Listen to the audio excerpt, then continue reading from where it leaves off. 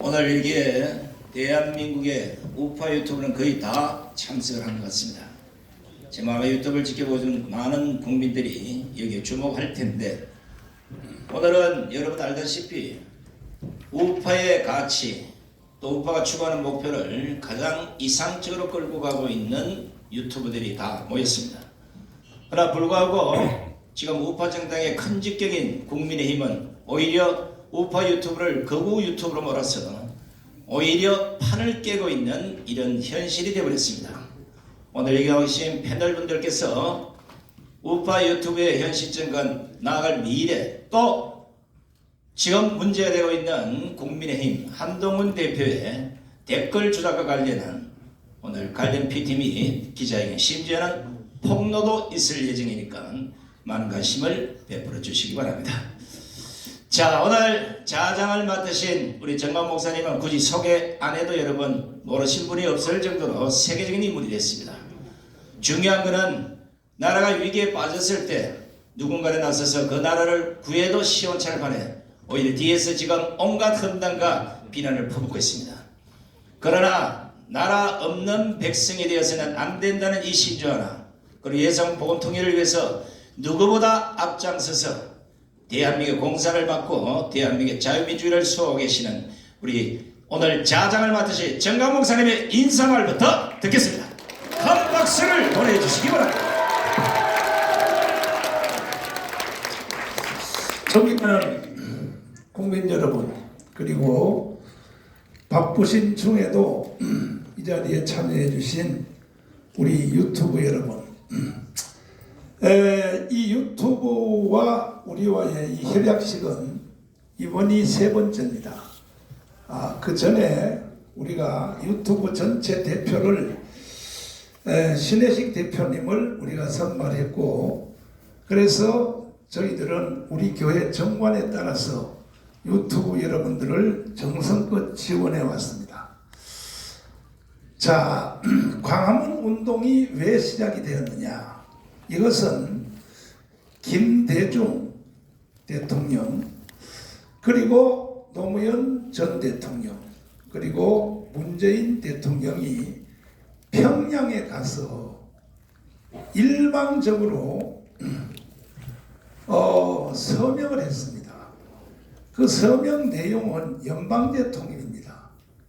이것은 위헌입니다. 위헌. 왜 위헌인가? 그 새 대통령이 평양 가서 서명을 하려면 최소한 국회에서 3분의 2의 동의를 받든지, 아니면 국민투표를 통하여 연방제 통일이 찬성이냐 반대냐, 이것을 국민투표를 해서 그 결과를 가지고 가서 사인을 하든지 해야지, 일방적으로 대통령이면 뭐든지 다 할 수 있다. 그래서 나는 그것을 위헌이라고 생각하고, 그들이 가서 사인한 내용은 연방제 통일입니다. 그래서 우리는 이 연방제 통일을 막아내야 되겠다 해서 광화문 운동이 일어났습니다. 여기 와 계시는 우리 유튜브들도 다 뜻을 같이 했고, 또 여러분들의 큰 도움 때문에 광화문 운동이 오늘까지 성공하고 있습니다. 광화문 운동은 분류를 해보면 첫째, 기독교인들이 70%입니다. 그 다음에 안보 세력이 30%입니다. 그 다음에 이제 불교, 천주교 늘 함께 우리가 3대 종단이 함께하여 광화문운동을 오늘까지도 이끌어오고 있는데, 광화문이 없었으면요 이미 대한민국은 무너졌다고 생각합니다. 만약에 광화문 운동이 없었더라면 윤석열 대통령이 당선될 수 있었을까요? 만약에 윤석열 대통령이 당선이 안 됐고 이재명이가 당선이 됐으면 오늘날 대한민국은 어떻게 되겠습니까? 대한민국은 이미 끝났다고 생각합니다. 여기에 대해서 제가 총사회자로서 이제 우리 패널들에게 한번 물어가면서 또 청중 여러분들에게도 기회를 드리고 진행을 해보도록 하겠습니다. 일단 가장 먼저로서 우리 이봉규 박사님에게 가장 기본적인 광화문 운동이 없었으면 윤석열 대통령이 당선이 됐을까요? 안 됐을까요? 우리 정치학자로서 한 말씀 해주시죠. 그 답이 나와 있는 걸 어린애들한테 물어봐도 다 정치학 박사한테 물어보고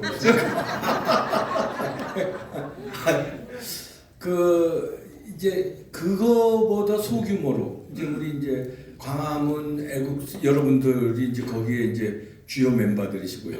광화문 애국 세력이 없으면 윤석열 대통령이 당선은 물론이고 굉장히 지금 당선된다음에도 어려워졌을 건데 지탱하시는 분인데 이제 요거하고 비슷한 예가 이제 트럼프를 될 수 있습니다. 트럼프가 이번에 당선되는데 압도적으로 당선됐잖아요. 여론에서는 해리스가 당선된다고 막 미국 좌파 언론을 비롯해서 한국 모든 언론이 그렇게 받아서 해리스가 유리하다고 했는데 트럼프를 다시 말해서 미국의 애국심을 발동해서 트럼프를 지킨 여러분과 같은 분들, 그러니까 우리나라의 광화문 세력과 같은 분들이 보도가 안 돼서 그렇지 우리나라에 어마어마하게 많았더라고요. 그게 나중에 이제 드러났는데 요번에 드러난 게 뭐냐면 부정선거를 막기 위해서 6,500명이 투입됐는데 그냥 일반인 6,500명이 투입된 게 아니라 변호사 6,500명. 변호사만. 이거 박수 쳐야 돼요. 자, 그러면 변호사만 6,500명이 투입됐으면 일반인들은 얼마나 투입됐겠습니까? 엄청난 공화당원들이 나라를 지키기 위해서, 미국을 지키기 위해서, 세계의 자유민주주의를 지키기 위해서 투입돼가지고 부정선거를 줄인 거예요. 어저께 트럼프가 갈라쇼를 했는데 뭐냐면요, 축하 자리예요. 공화당에 그냥 엄청난 메디슨 스퀘어 가든이라고 여러분들 복싱 같은 거 무하마드 알리 경기하고 이런 데 있어요. 맞아요. 2만 한 5천 명 들어가는 엄청난 경기장인데 거기 네. 유일하게 한국 분이 전체를 세워서 설교한 분이 조영기 목사님입니다. 정강훈 목사님 아니고 저 아니고. 그만큼 됐다는. 그래요. 거기서 갈라쇼를 하는데 뭐냐면 당선 축하 자리예요. 그게 보수 우파의 여러분 같은 주동자들이 2만 7천 명이 모였는데 그 자리에서 트럼프 대통령이 뭐를 하겠습니까? 여러분 같으면 우리 윤석열 대통령 같으면 여러분들 때문에 당선됐습니다. 보수가 어쩌고 미국이 어쩌고 그런 얘기할 거 아니에요. 거기서 제일 크게 강조한 점이 이번에 놀라지 마십시오. 부정선거예요. 트럼프가 자기 입으로 뭐라고 그러냐면요. 이거 따끈따끈한 소식이니까 제가 전해드릴게요. 트럼프가 자기 입으로 뭐라 그랬냐면은 이번에 트럼프가 밝힌 거예요. 6,500명을 동원했다. 변호사를. 그리고 많은 공화당원들이 감시해서 이겼는데 부정선거 이번에도 많이 일어났다는 거예요. 그 증거를 확보했다. 많다. 그런데 이 6,500명 변호사가 투입이 안 됐으면 자기가 졌을 수도 있다는 얘기겠죠. 그래서 이겼는데 2020년 다시 말해서 바이든이 된 거 이거 사기다. 그냥 안 넘어가겠다 이런 얘기했습니다. 아니 대통령 당선 축하 자리에서 부정선거를 거론하는 대통령이 어디 있어요? 자기가 이겼는데 그만큼 때려잡겠다는 거니까 윤 대통령도 좀 반성하셔야 돼요. 이거는 이제 물결을 그냥 타면 됩니다. 타서 우리도 때려잡습니다. 그 앞장 누가 서냐? 정강훈 목사가 쓰신 거예요. 자, 이제 같은 주제로 우리 신혜식 대표님, 우리 광화문과 특별히 오늘 여기 주인공 되시는 유튜브가 없었으면 윤석열 대통령이 당선될 수 있었을까요? 지난 탄핵 과정을 우리가 짚어봐야 됩니다. 박근혜 대통령 탄핵 과정은 참담했고 분열됐고 어떤 대안도 없이 광화문에서 박사모라는 조직이 싸우지 않았습니까? 아시겠지만 여러분도 잘 아실 거예요. 그때 박근혜 대통령께서 전광훈 목사님과 기독교계에 도움을 요청했더라면 여론 조성에 있어서 훨씬 더 쉽게 막을 수 있었는데 박사모가 나섬으로 인해서 좌파들과 타협을 받습니다. 결국 우리는 대학문 앞에서 집회를 했고 종북 좌파들은 광화문을 점령을 했죠. 그러면서 언론 노출 빈도가 100대 0으로 줄어버렸습니다. 우파가 싸우는 모습이 나오질 않았어요. 그때 만약에 정광훈 목사님이 계셨더라면 우리가 광화문을 가자, 어떠한 수를 동원해서라도 광화문에서 투쟁을 벌였을 것이고, 그렇게 되면 일반 국민들이 광화문에 안 나왔을 겁니다. 왜? 나오면 위험해지는데, 다칠 수도 있는데, 그래서 일반인들이 안 나왔는데, 안 나올 수 있는 분위기를 조성해 줬어야 되는데, 광화문에서 연예인 부르고 축제 마당을 벌이면서 탄핵 축제를 벌인 거죠. 그런 상황에서 우린 탄핵을 당했고, 그 이후에도 문재인 정권에서 참혹하게 우리가 짓밟혔습니다. 그 짓밟은 사람 중에 하나가 바로, 하나가 아니라 주요 인사가 한동훈이었고, 그자는 지금도 그것이 화양연화라고 생각하고 있습니다. 제가 이 말씀을 드리는 이유는 뭐냐면, 광화문 집회가 탄핵 이후에 그렇게 짓밟히는 상태에서, 더 무시무시한 상태에서, 박근혜 정부에서 아시겠지만 탄핵 상황에서 집회를 한다는 건 그래도 정권이 다 죽어가지만 나름 말이죠. 아직까지 넘어간 상태는 아니지 않습니까? 그때 더 열심히 했어야 되는데 정말 위험한 상황, 문재인이 칼을 쥐고 한동훈을 통해서 철방망이를 휘두르는 그런 상황에서 전광훈 목사님이 광화문에 나타나셨습니다. 그때부터 집회가 시작됐고, 그 이후에 여러분들 아시다시피 100만 집회가 만들어졌습니다. 그게 바로 우파가 결집하는 계기를 만들었고, 그를 통해서 윤석열 정권이 탄생하는 힘이 됐죠. 자, 그때 그 누구도 생각하지 못했던 이름, 우리 보수우파는 절망했어요. 홍준표, 원희룡, 오세훈, 누굴 세워도 정권 연장이 불가능한 상황이었습니다. 아시겠지만 그들이 탄핵 이후에 엄청난 고통과 어려움에 봉착해 있다는 걸 잘 알고 있지만, 오세훈도 그때는 낭인이었고, 홍준표 시장은 아시겠지만 그 당시에 대선에서 참패함으로 인해서 죄인이 돼 있었고, 그리고 황교안 대표가 뒤를 이어서 국민의힘 당시 자유한국당 대표가 됐지만, 솔직히 광화문 세력이 아니었으면 대표직 유지하기도 어려울 정도의 세력이었죠. 대선으로 나가기도 좀 어려운 상황이었는데, 그때 목사님께서 결정을 하셨습니다. 우리가 정권을 탈환하기 위해서는 윤석열이 필요하다. 윤석열의 새해 기자회견을 보시고 목사님께서 저 사람은 자유민주주의자다, 저 사람을 선택해서 우리가 정권 교체를 한번 해보자. 그때 많은 사람들이 반대했습니다. 윤석열은 특검이었다, 말도 안 된다. 그런데 여러분들 생각해 보십시오. 그때 그 선택이 아니었으면 우리는 지금 윤석열 정부를 만들지도 못했고, 이재명이 대통령 돼서 화양연화 시즌2로 철저하게 짓밟혔을 겁니다. 대한민국은 거의 연방제 적화로 가는 상황이 되지 않았었겠습니까? 제가 이 말씀을 드리는 이유는, 광화문에서 피눈물 흘리고 싸우고 그 과정에서 돌아가신 분도 있고 투옥된 분도 있고, 무려 정광훈 목사님은 3번이나 구속당하셨습니다. 아시겠지만 물론 이후에 재판을 통해서 모든 혐의에 대해서 무죄를 또 받았죠.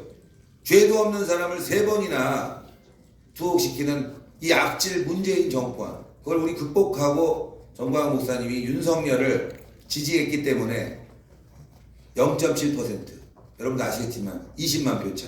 만약에 광화문이 등 돌렸다면, 그때 정광훈 목사님이 윤석열을 얘기했을 때 밑에 있는 우리 애국 성도분들 광화문 애국 세력도 막 욕하고 그랬습니다. 미쳤다고.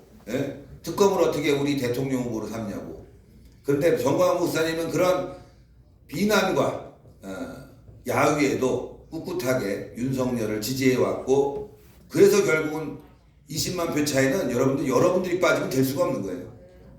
20만 표로 당선이 됐습니다. 그런데 그 20만 표 차이로 당선된 윤석열 정부, 지금 누가 주인이 됐습니까? 우리가 주인입니까? 우리가 주인 아니에요. 우린 주인이 아니라 변방으로 쫓겨났습니다. 변방으로. 그리고 듣보잡들, 오히려 탄핵파들, 이런 자들이 지금 또 대통령실 주변, 권력의 주변에서 기생하고 있지 않습니까? 제가 오늘 이런 말씀을 드리는 이유는 지난주 우리 광화문에서 엄청나게 비가 오고 춥고 힘들었습니다. 민주당이 나왔는데 우리가 훨씬 더 많이 나왔어요. 오늘 조선일보 기사에 연합뉴스 기사로 나왔구나. 비교 사진이 더 훨씬 더 많이 나왔는데 제대로 보도가 안 돼서 좀 안타깝지만, 그럼에도 불구하고 일부 유튜버들은 그날 방구석에 앉아갖고 길이 막힌다느니, 이래서 약속이 취소됐다느니 하면서, 그것도 보수 유튜버가 우리 애국 세력을 조롱하지 않았습니까? 그런 사람들이 지금 윤석열 정부에서 꿀 빨고 있고, 또 알지도 못하는 사람이 자리를 차지하고 있고, 우리는 변방이 아닌 저 변방으로 가서 무시당하고 있고, 목사님은 지금도 경찰 조사, 검찰 조사, 선관위 조사 앞두고 있고, 저는 그래서 이걸 바로잡아야 되겠다. 우리가 주인이다. 네? 숟가락 한번 들지 않고 사반자로 뜬 적도 없는 그런 인간들이 지금 주인 행세를 하고 있습니다. 여러분들 싹 걷어내야 되겠다. 이런 말씀드리면 일부는 또 이렇게 얘기합니다. 뭐 내복 싸움을 할 거냐. 언제 동지였습니까? 그들이 언제 우리의 동지였습니까? 광화문에서 눈물을 흘릴 때, 정광훈 목사님이 투옥될 때, 그리고 어려운 상황에 있었을 때 손 한 번 내밀었습니까? 오히려 탄핵파들 아니었습니까? 탄핵에 앞장서 갖고 박근혜 대통령 탄핵시키라고 하면서 목소리 높인 자들이 지금 주인 행세를 하고 있는 이 상황을 우리는 타개시켜야 됩니다. 보십시오.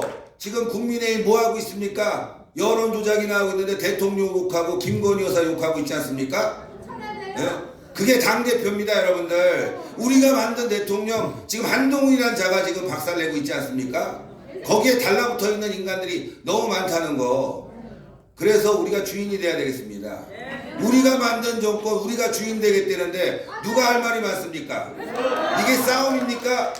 내부 분탕입니까? 우리는 우리의 정당한 권리를 요구하고 있는 겁니다. 광화문에 나온 사람도 얼마나 많습니까? 광화문에 나오지도 않고 변방에서 이러쿵저러쿵 구구다 보수다, 심지어 장해찬 같은 경우는 정광훈 목사님과 함께할 일이 없을 거다, 목사란 말을 붙이지 않습니다. 정광훈과 함께할 수 없다 이렇게 조롱했는데, 그럼에도 불구하고 우리가 장해찬이 공천 탈락했을 때 목사님이 지원해주고 도와주고 가서 집회해주고 슬퍼해주지 않았습니까? 근데 그 자들이 우리의 고마움을 압니까? 지금도 정광훈 목사 멀리해야 된다 얘기하지 않습니까? 필요할 때는 이용하고 필요 없으면은 개보다 못한 취급을 하는 우리 광화문 세력, 이제 들고 일어나야 됩니다. 참을 수가 없습니다. 윤석열 대통령은 똑바로 알아야 됩니다. 윤석열 대통령을 사랑하고 좋아해서 지지해 주는 거 아닙니다. 대한민국 살리려고 좀 지지하고 있고, 오늘 이번 주도 그렇고 다음 주도 그렇고 지난주에도 그렇고 광화문에 나가서 목이 쉬고 감기 들고 돈 쓰고 그러면서 지켜주지 않았습니까? 윤석열 대통령 해외 순방 다녀오고 난 다음에 정광훈 목사님과 독대해야 됩니다.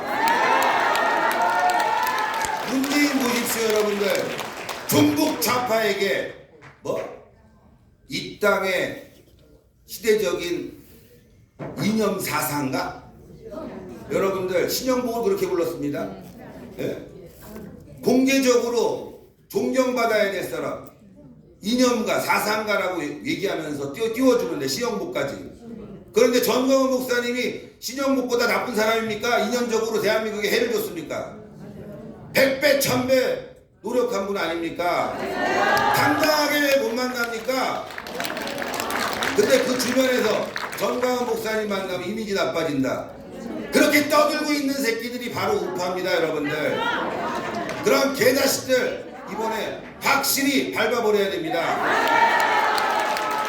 윤석열 대통령이 광화문 애국 세력과 손을 잡고 전광훈 목사님이야말로 이 시대의 선지자고 함께 가야 될 사람이라고 선포하지 않는다면 우리에게 희망이 없습니다. 우리가 노비입니까? 우리가 종입니까? 그렇지 않지 않습니까? 우리를 이용하는 세력들, 우리를 깔보는 세력들, 이제 혼쭐을 내줍시다.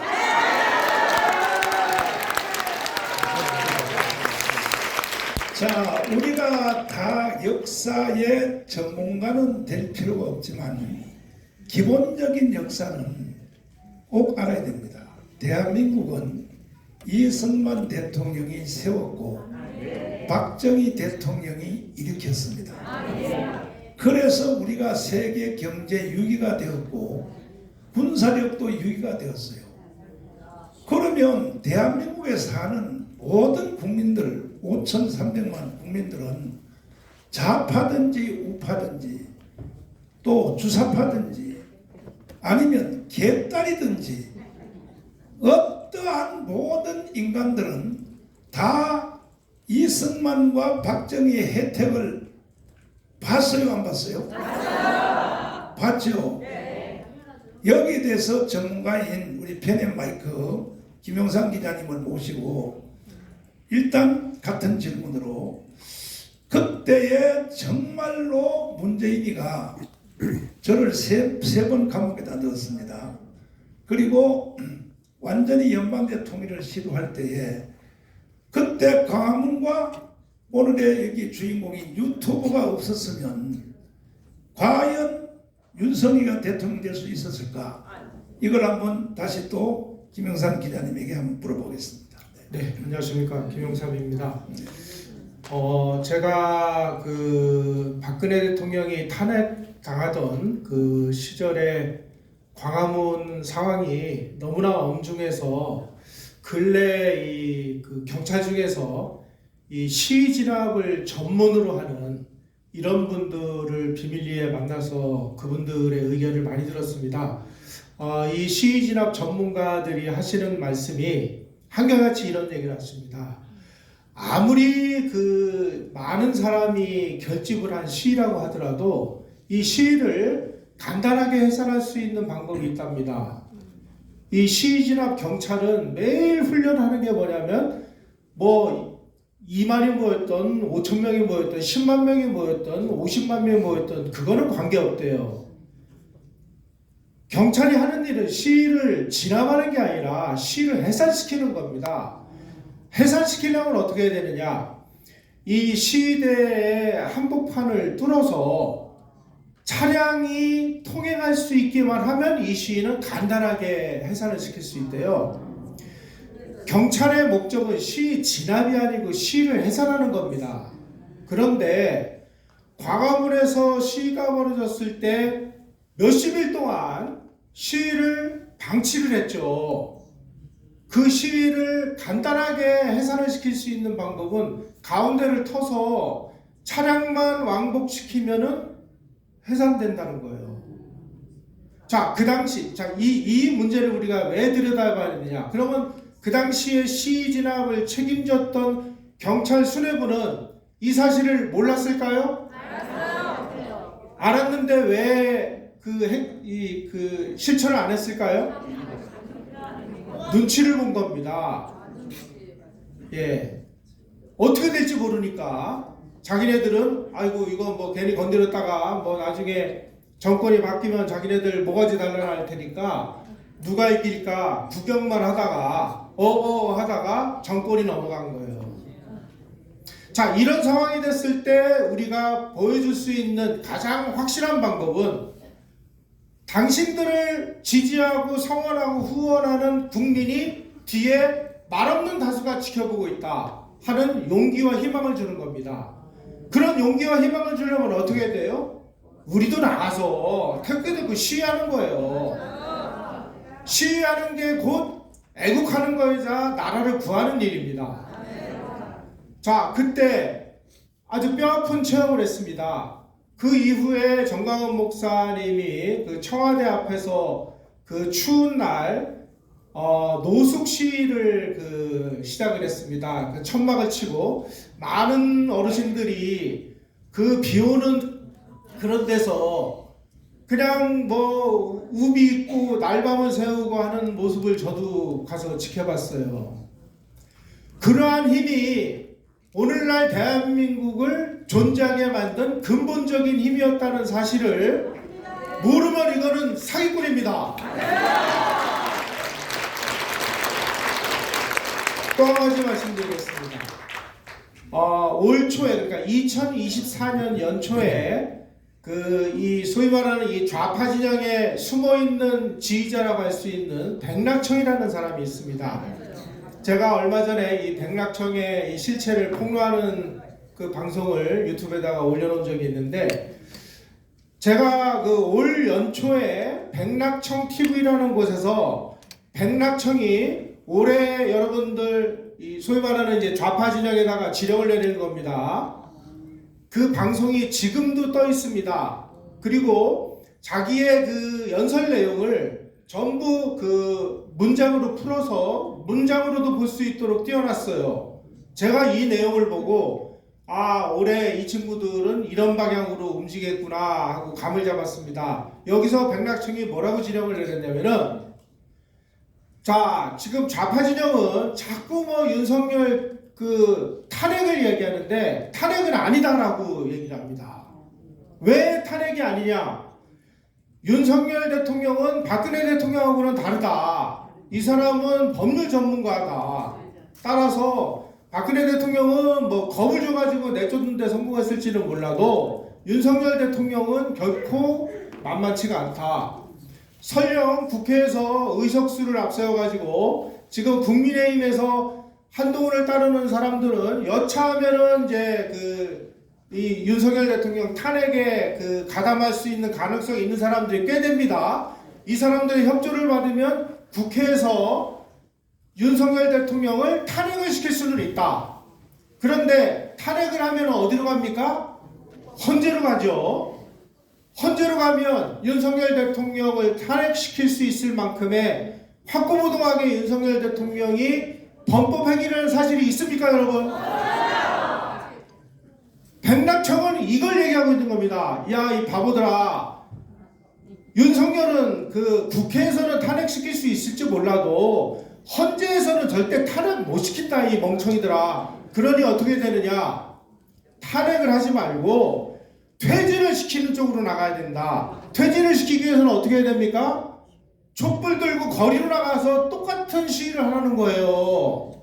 박근혜 대통령하고 똑같은 시위를. 자, 이런 일이 또 벌어졌을 때 우리가 또 구경만 하면은 경찰들은 또 중립을 지킵니다. 구경만 해요. 아니, 가운데를 터가지고 차량만 통행시키면 간단하게 해산시킬 수 있는데 이 눈치 보면서 안 하는 거예요. 이럴 때 우리가 할 수 있는 방법이 뭐예요? 정광훈 목사님 따라가지고 과문에 나가면 되는 거예요. 이러한 역사적 사실을 백낙청이라는 사람은 올 연초에 야, 이게 탄핵은 아니야, 이 바보들아. 퇴진으로 몰고 가. 퇴진하려면 어떻게 해야 돼? 계속 광화문으로 사람들 몰아내야 되는 겁니다. 여기에 대해서 브레이크를 걸 수 있는 건 뭐예요? 여러분들이 지금 그 카메라를 들고 광으로 나가서 못된 짓 하는 놈들 다 폭로하는 일에 앞장서셔야 되는 겁니다. 애국하는 게 어려운 일이 아닙니다. 또 한 가지는 이제 현장을 막 떠다니고 그러시는 분들은 공부할 시간이 조금 부족해요. 그런데 이 좌익들, 좌파들하고의 싸움은 그냥 단순한 말싸움이 아닙니다. 이 좌익과 공산주의의 핵심 본질이 뭡니까, 여러분? 이 사람들은 거짓말하는 거예요. 거짓말도 아주 교묘하게 거짓말을 합니다. 야, 1%의 사실과 90%의 거짓말을 섞어가지고 요 1%를 근거로 해서 이 99%를 전부 진실인 것처럼 얘기합니다. 이런 걸 가려내려면 최소한의 사실을 알아야 돼요. 그런데 여러분들은 이제 뭐 이 카메라 들고 현장을 뛰느라고 공부하실 수 있는 시간이 부족할 수 있어요. 그런 거를 다른 유튜브들을 통해서 어느 정도는 나름대로 역사적 사실을 공부를 하셔야 돼요. 싸움에서 이기려면 뭐 완력도 좋고 머릿수도 좋지만 지혜로움도 중요하다 하는 점을 꼭 깨달으시기 바랍니다. 그 사이에 이제 고성국 박사님이 등단을 하셨습니다.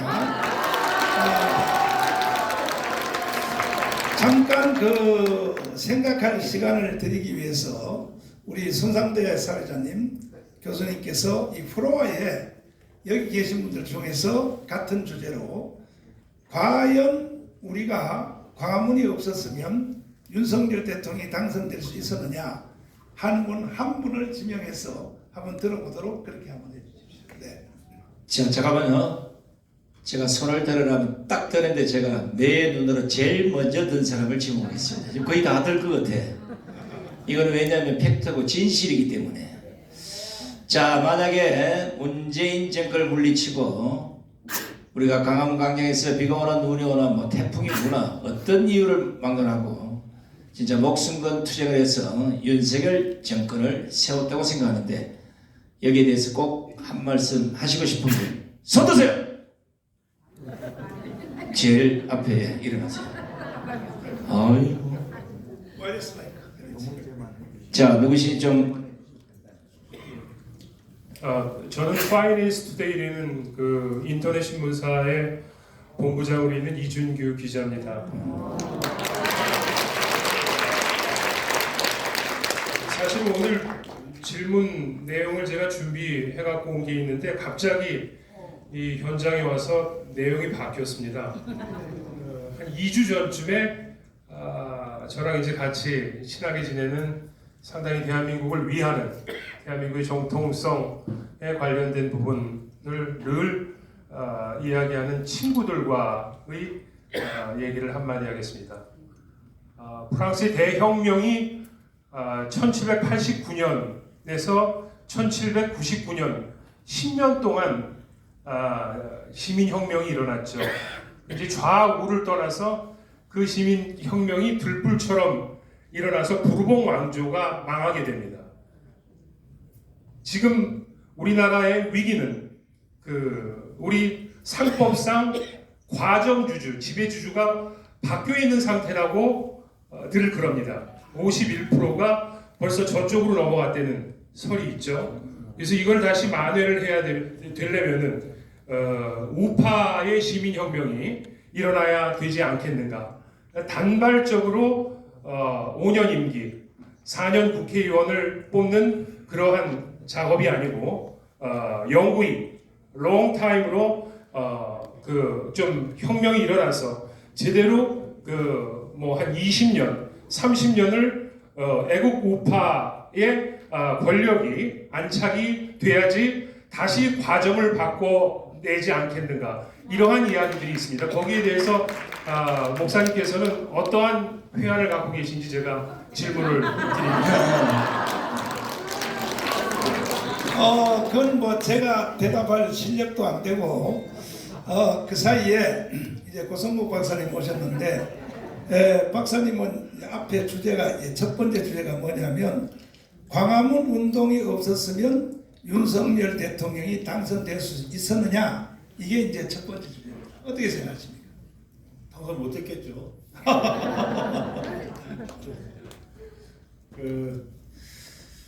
제가 좀 늦게 와서 죄송하고요. 동지 여러분 오랜만에 만나뵈니까 너무 반갑습니다.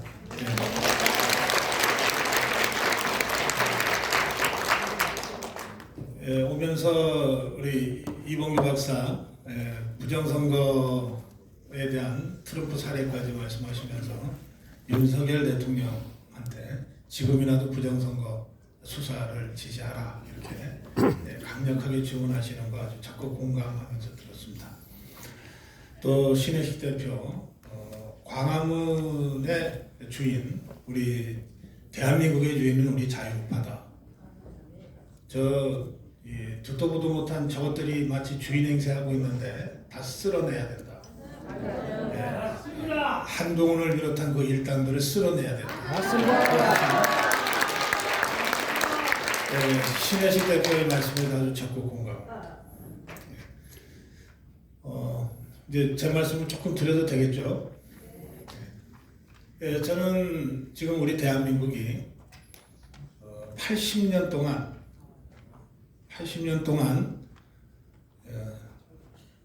사상 최악의 사이비 집단을 상대로 혁명을 하고 있다고 생각합니다. 우리가 광화문에 모일 때마다 국민혁명을 드높이 외치면서 모이잖아요. 그러니까 우리는 다 혁명군이에요. 혁명 세력이에요. 그리고 우리가 상대하는 적은 반혁명 반동 집단들이죠. 우리 인류 역사에서 가장 사악하고 가장 반동적인 수구 세력인 김정은과 종북 주사파 집단을 상대로 해서 국민혁명을 지금 우리가 수행하고 있는 겁니다. 그런데 이 혁명은 80년 동안 계속되고 있습니다.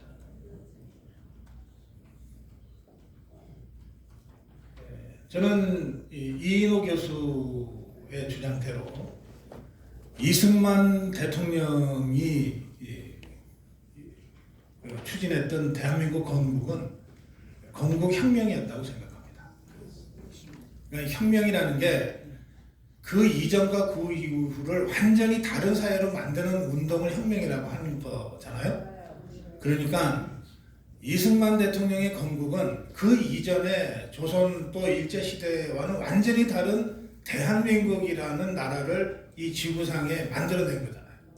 그런 의미에서 진정한 의미의 건국혁명이었다고 생각해요. 그런데 그 이승만이 시작한 건국혁명을 아직 우리가 완전히 완성을 못 시켰어요.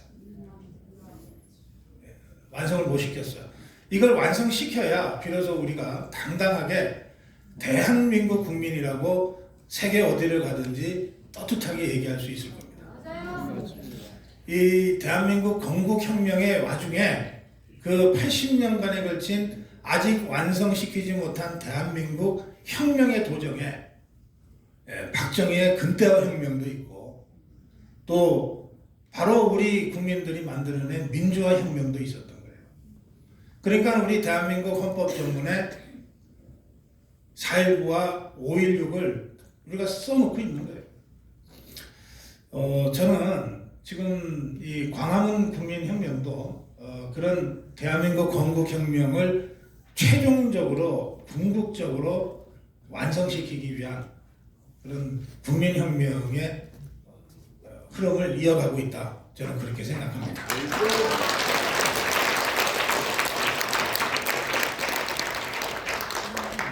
그 혁명을 하다 보면 이제 전면에 나서서 절대 혁명하면 안 된다고 저항하는 이 반동 세력들이 나타나게 돼 있습니다.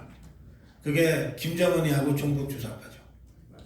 그런데 그 김정은 종북 주사파 이 반동 세력과 목숨 걸고 싸움을 하는 와중에 겁이 나서 쫄아서 뭔가 반동 저쪽이 이길 것 같아서 저쪽에 빌붙어버리는 배신자들이 속출하게 돼 있어요.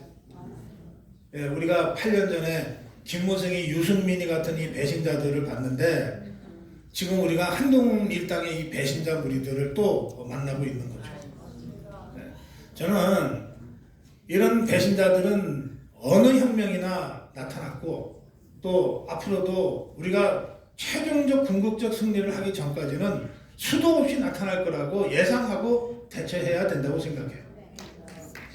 이 배신자들이 나타날 때 그냥 배신자라고 이마박에다 써붙이고 나타나지 않습니다. 지가 진짜 자유우파